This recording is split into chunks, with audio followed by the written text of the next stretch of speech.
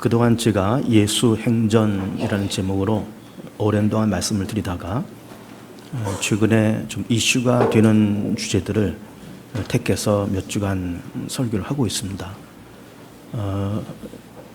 올 월초에는 기독교와 이단에 대해서 얘기를 했고, 그리고 지난주에는 그 갈등 시대에 대한 말씀을 드렸고, 오늘은 우리에게 비전은 무엇인가 이런 제목을 말씀드리면서 이번 주와 다음 주에 걸쳐서 이 비전에 대한 설교를 좀 드리고, 그리고 다시 예수 행전으로 넘어가도록 하겠습니다.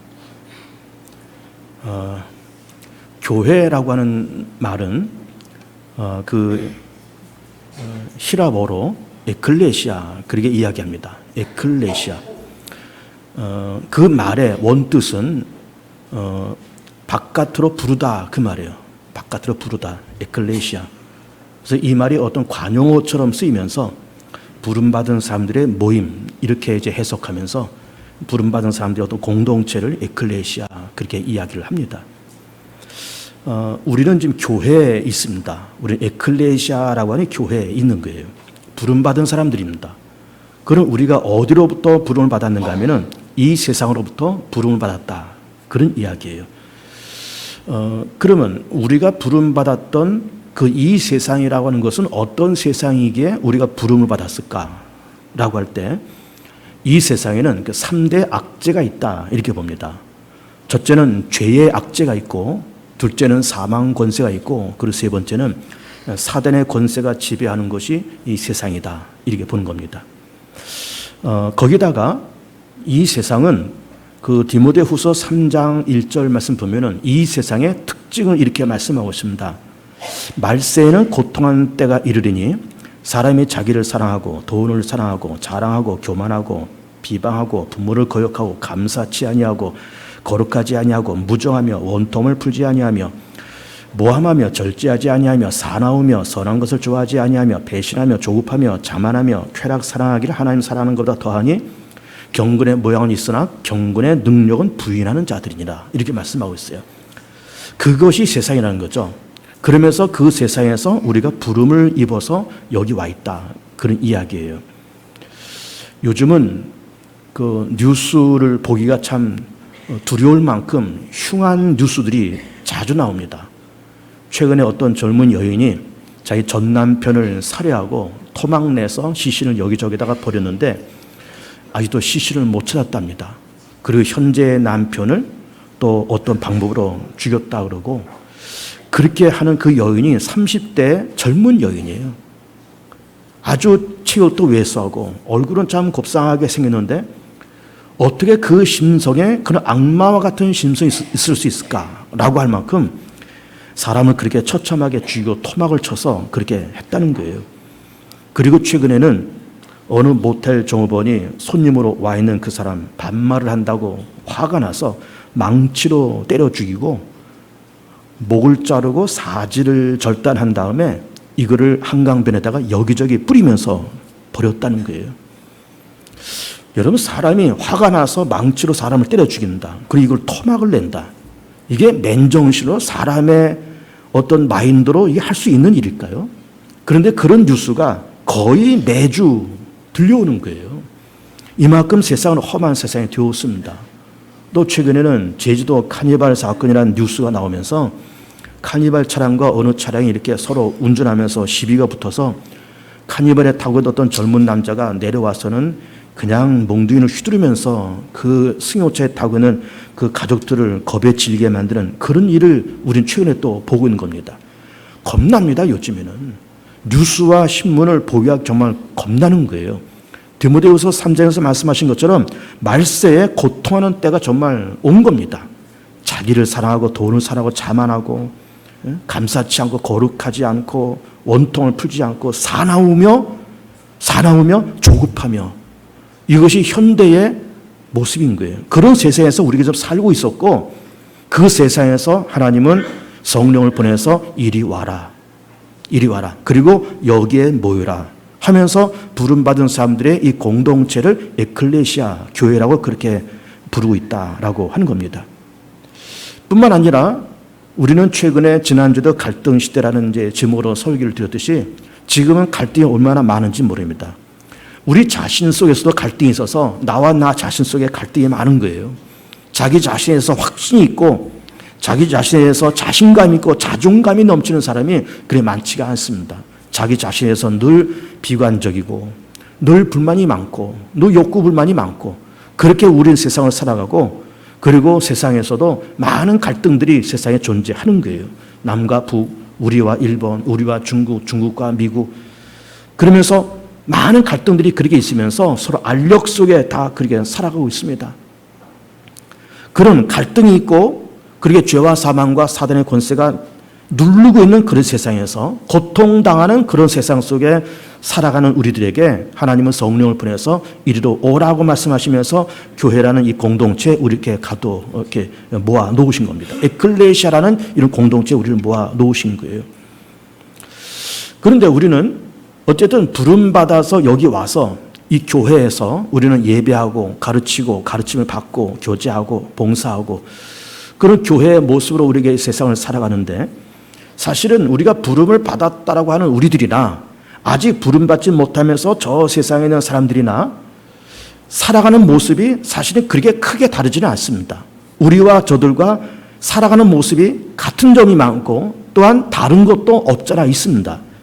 같은 것이 뭔가 하면은 우리나 저들이나 다 똑같이 한 7, 80년 다 그렇게 살아가는 거예요.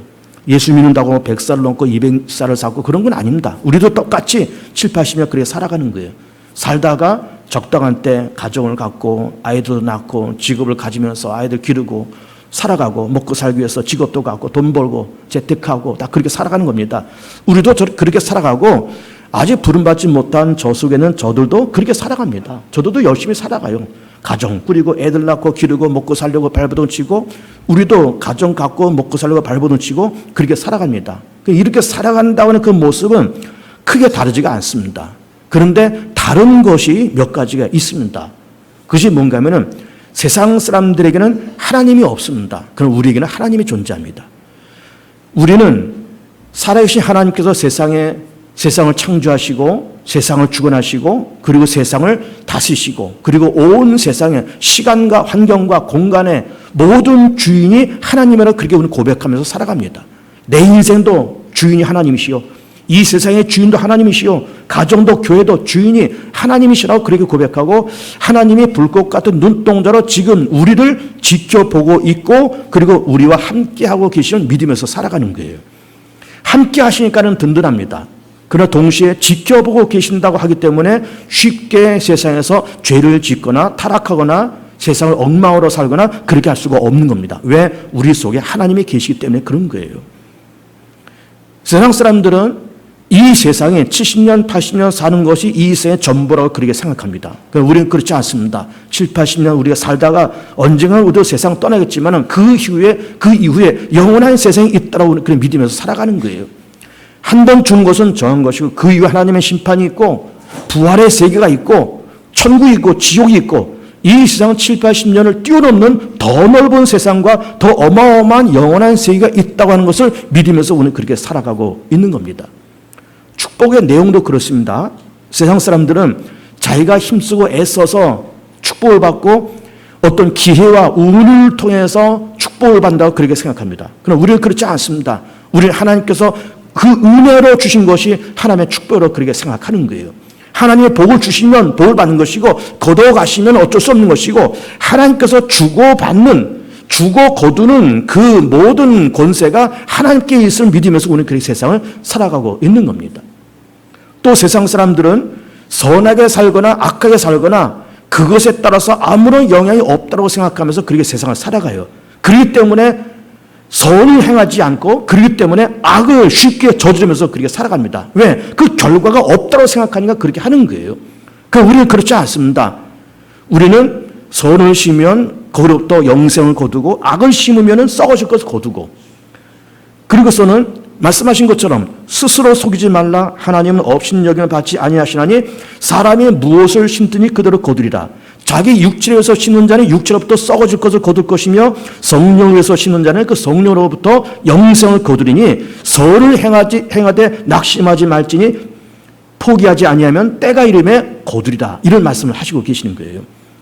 그러니까 세상 사람들은 선하게 살든 악하게 살든 자기 마음대로 그렇게 하는 것이고 거기에 따른 어떤 영향력이나 거기에 따른 어떤 결과가 없다고 생각하는 거예요. 없다고 생각하니까는 선을 함부로 못하고 없다고 생각하니까는 악을 함부로 저지르고, 그럼 우리는 선을 행하면 거기에 마땅한 대가가 있다는 것을 알기에 즐겁게 헌신하고 즐겁게 봉사하고 즐겁게 선을 실천하고, 악을 심으면 그로부터 썩을 것을 거둔다는 것을 알기 때문에 쉽게 악을 저지르지 않고 쉽게 죄를 저지를 수 없고, 이것이 우리와 세상 사람들 간에 살아가는 삶의 모습이고 또 살아가는 어떤 다른 점이다, 이렇게 볼 수가 있는 겁니다.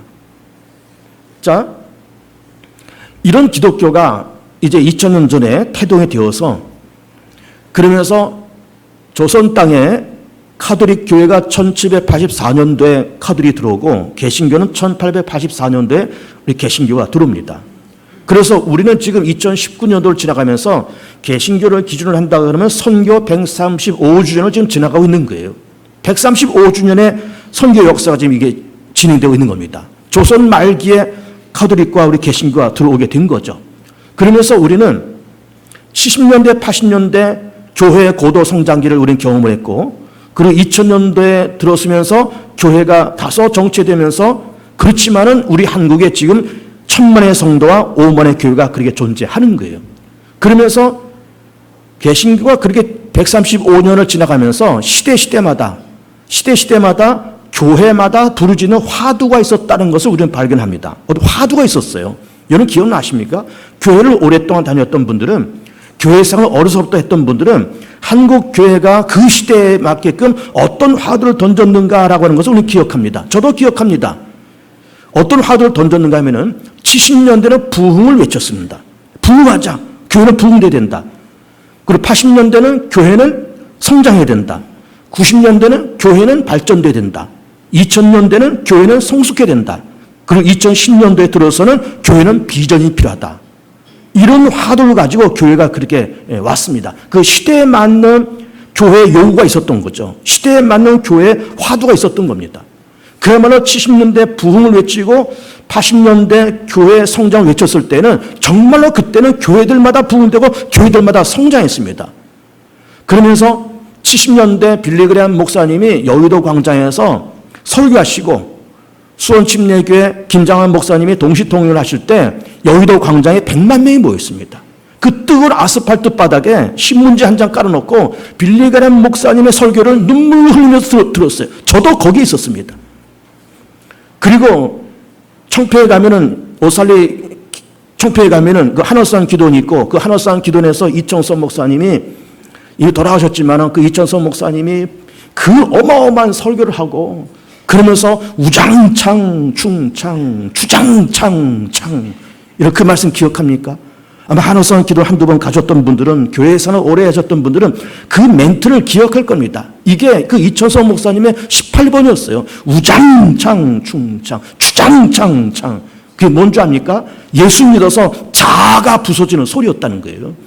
그러면서 그 이천성 목사님이 그 상위 군인이고, 그러면서 키가 뭐 1m 80 이상 되고 막 덩치가 어마어마한 분인데, 그 소뚜껑 같은 손으로 막 안수하면서, 여기서는 개도 방언한다 그러면서 안수를 줬던 때가 이게 70년대, 80년대예요. 그 잣나무밭 밑에서 거기서 이천성 목사님 설교 듣고 눈물 흘리면서 기도하고, 거기서 그냥 쓰러져 자고, 거기서 일어나서 밥 먹고 또 은혜 받고, 그랬던 현장에 나도 있었어요.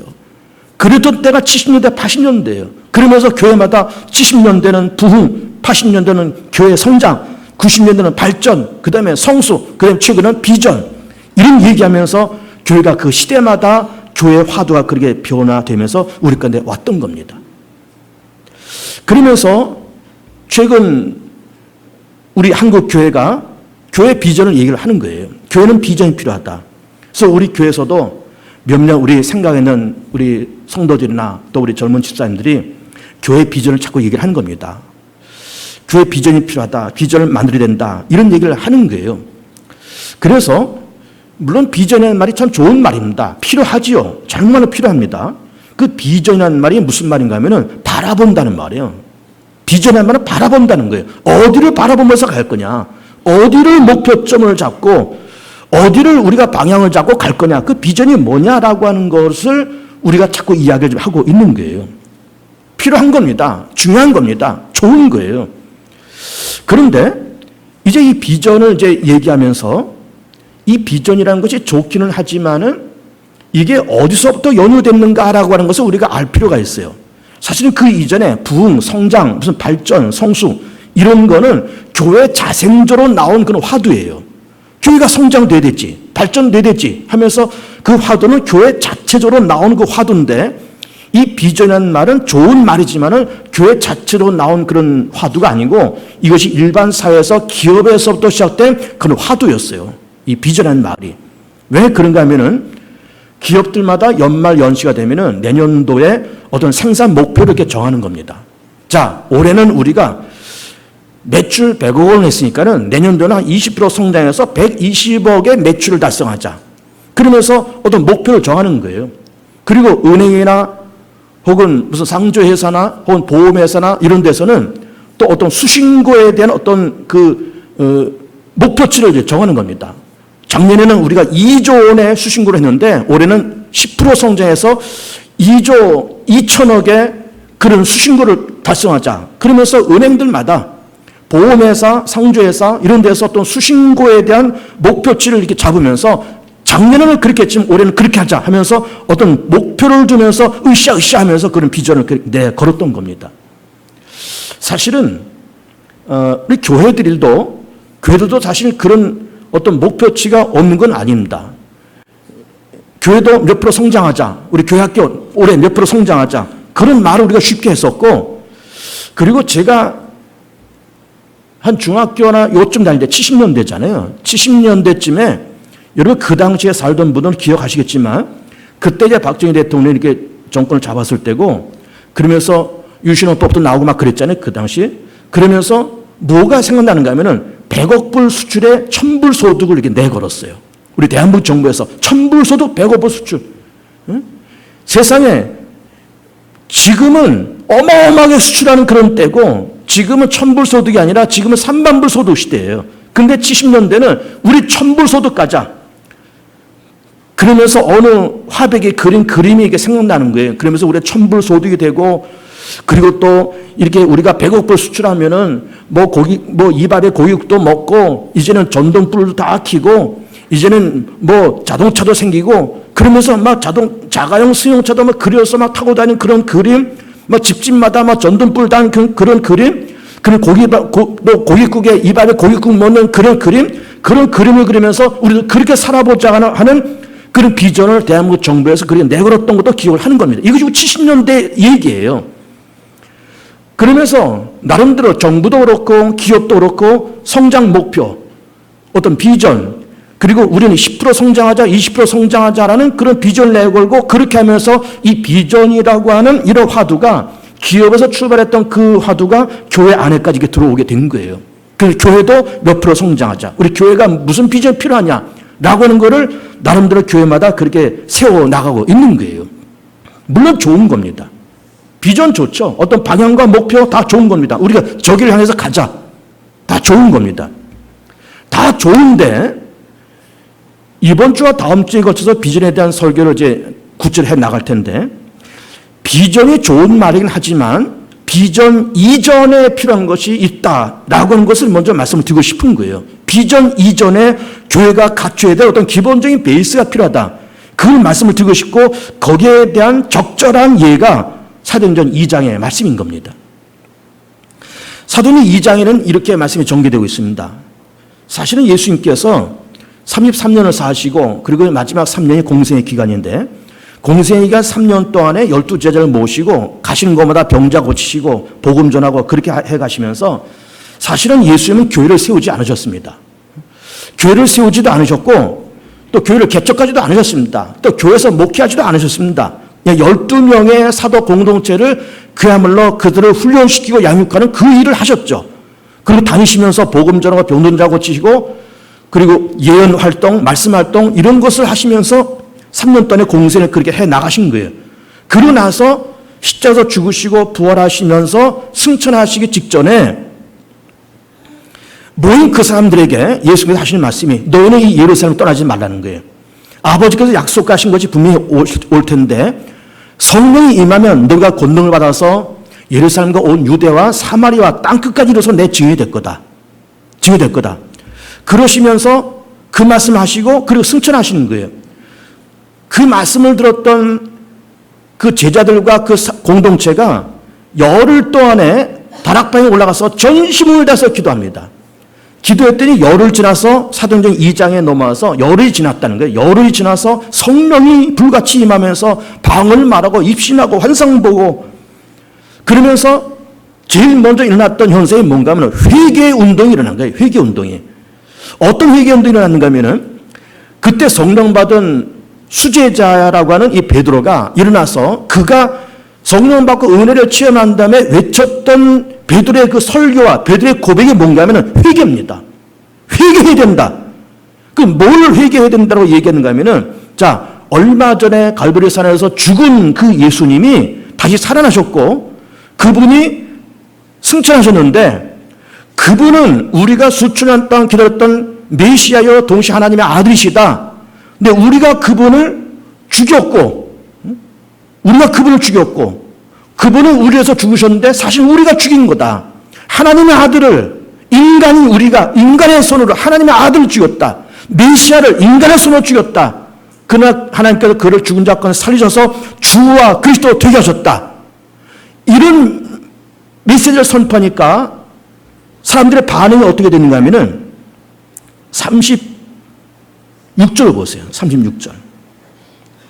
36절 보면 이 베드로의 설교에 대한 고백입니다. 그런즉 이스라엘 온 지은 확실히 알지니 너희가 십자가에 못 박은 이 예수를 하나님이 주와 그리스도 되게 하셨느니라 하니라. 그들이 이 말을 듣고 마음에 어떻게 찔려 이렇게 돼요. 마음에 찔렸다는 거예요. 양심의 가책을 받았다는 거예요. 그렇게 십자가에서 죽은 그 예수님이 얼마 전에 갈보리산에서 죽은 그 예수라고 하는 나사렛 청년이 어떤 정치적인 목적 때문에 죽었다고 그렇게 생각되는 건데 그분이 죽은 것은 우리의 죄를 위해서 죽으신 것이요 그 예수를 통해서 우리의 죄사함 받고 예수를 통해서 의롭게 되고 예수를 통해서 하나님께로 가는 길이 열렸을 뿐만 아니라 그리고 하나님의 아들이요 메시아인 그분을 우리가 인간의 손으로 죽였다는 이 사실에 충격을 먹고 마음이 찔렸다는 거예요. 그래서 마음에 찔려 베드로와 다른 사도에게 물어 이르되 형제들 우리가 이제 어찌할꼬 했다는 거예요. 우리 이제 어찌할꼬?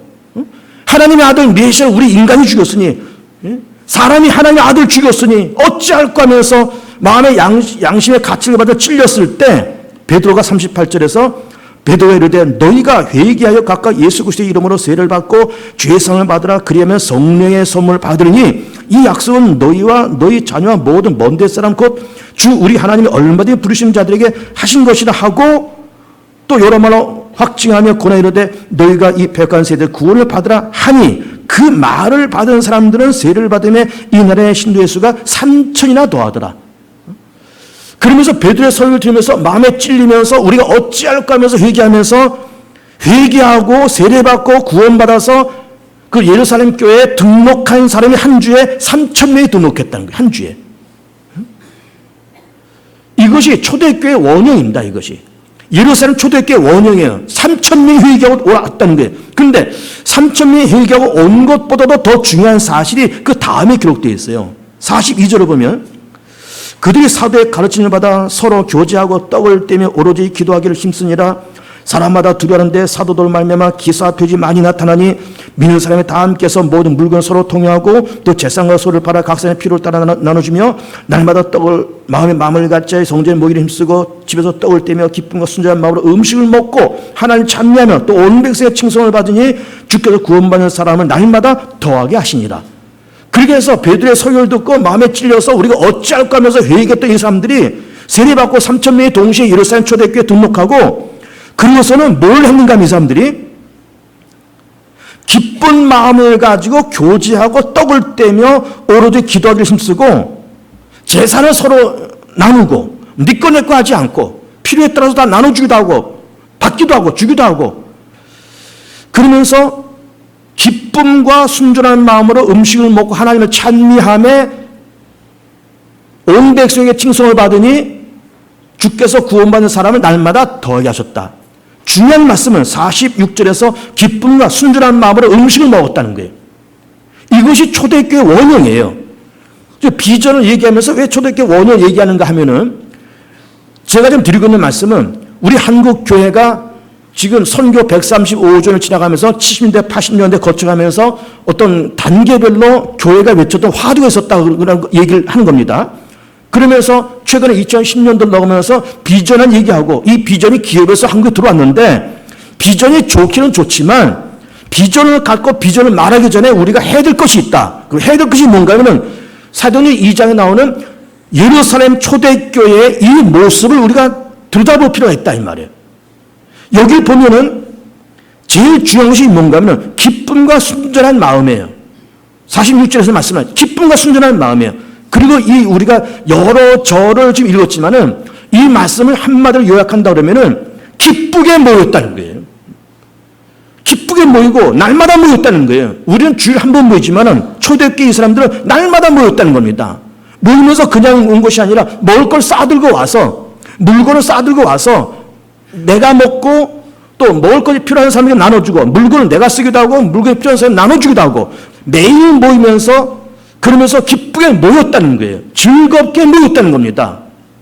그 이 말이 뭔가 하면은 비전이 좋고 우리의 방향이 다 좋기는 좋지만 그 이전에 교회가 필요한 베이스가 뭔가 하면은 모임 자체가 기쁘고 즐겁고 행복해야 된다 이거예요.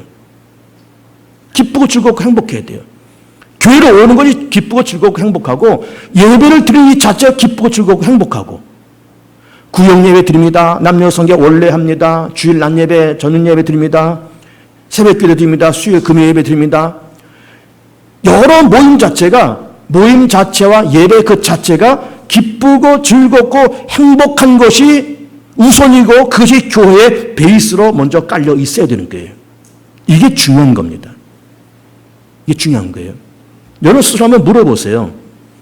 나는 교회를 다니는 것이 행복할까? 나는 예배를 드리는 것이 즐거울까? 한번 생각해 보세요. 그것이 우선이라니까요. 비전 이전에 중요한 것이 이 초대교회의 이 모습이에요. 모임 자체가 즐겁고 행복했다니까요. 날마다 모였다니까요.